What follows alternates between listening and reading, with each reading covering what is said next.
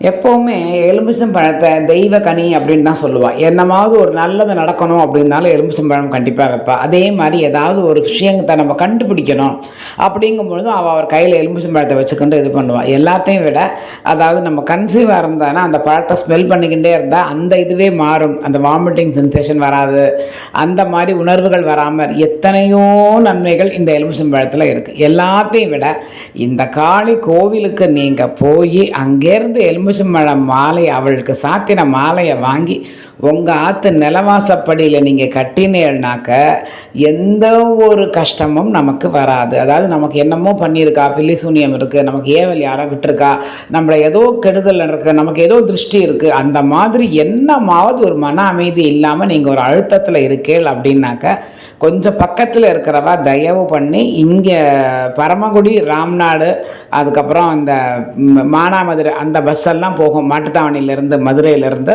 அந்த பஸ்ஸில் ஏறி திருபுவனம்ங்கிற ஸ்டாப்பில் நீங்கள் இறங்கி அங்கேருந்து ஆட்டோ பிடிச்சா இந்த கோவில் வாசலில் கொண்டு போய் இறக்கி விட்டுருவா. இவள் கோவிலில் போய் கொஞ்ச நாள் அவளை பார்த்து அழுதுட்டு மனசார கதறிட்டு அங்கேருந்து நீங்கள் அந்த எலுமிச்சம்பழம் மாலையை வாங்கி கொண்டு வந்து உங்கள் ஆற்று நிலவாசப்பட்டில் கட்டி நீங்கள் பாருங்களேன், ஒரே நாளில் உங்களுக்கு ஒரு மாற்றம் தெரியும். என்னமாவது ஒரு சக்தி இருக்கா மாதிரி ஒரு ஃபீல் இருக்கும், ஒரு சந்தோஷம் இருக்கும், ஒரு அமைதி கிடைக்கும், அத்தனையும் நமக்கு கிடைக்கும். அது மட்டும் இல்லாமல் நம்ம இழந்த எதமாவது ஒன்றையே நம்ம திரும்பி அவள் பெற்று நமக்கு கொடுப்போம், திரும்பி நமக்கு வாங்கி கொடுப்போம்.